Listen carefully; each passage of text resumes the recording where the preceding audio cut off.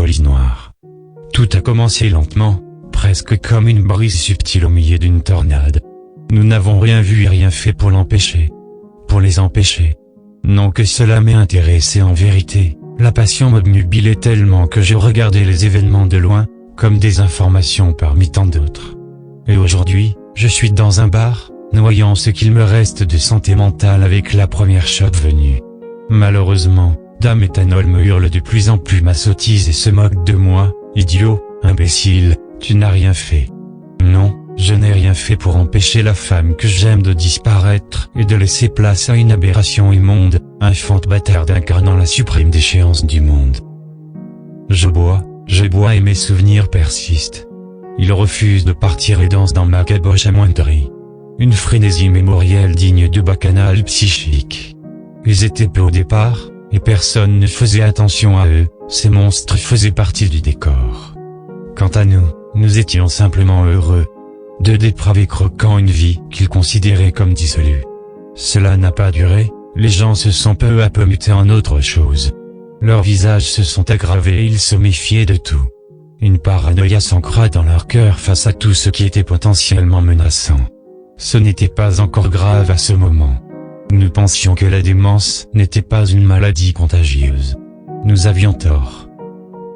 Puis des villes tombèrent, de plus en plus.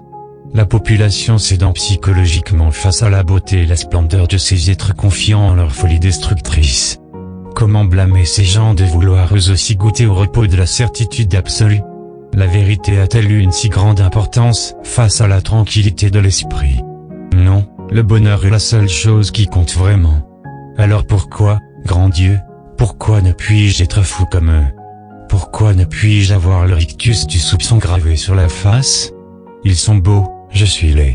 L'écarlate du sang dans le regard est une poésie bien plus céleste que mon mère interne. Mais comme Bérancier, je ne peux pas capituler. Un autre verre, j'en suis à combien? Je ne sais plus et je m'en moque, car je la vois elle maintenant. Son changement progressif et mes tentatives ratées pour nous réconcilier. Mes tentatives pour la sauver du précipice, en vain. Je ne suis que peu de choses en comparaison de ces ogres capables de fissurer l'esprit d'un seul cri. Alors ma douce, ma belle, ma superbe s'est éloignée de moi. Je pouvais le voir, ses conflits intérieurs et son amour luttant pour ne pas mourir. Fatalement, un jour, la flamme s'est éteinte. La bête portant le cuir de ma défunte sœur m'a simplement regardé et m'a demandé de partir. Elle estimait que son utérus sain ne pouvait recevoir mon foutre impur. Elle m'a dit qu'il était temps d'abandonner le bâtard que j'étais sur une aire d'autoroute. Les seuls chiens viables sont des loups, et non une bouille informe de gènes ingrats formant les clébards de ma catégorie. Je n'ai pas eu le courage de dire un mot, seules mes glandes lacrymales ont su s'exprimer. Sans perdre un instant, je suis venu ici, dans un vieux bar portuaire insalubre proche de tout soupçon et donc loin d'eux.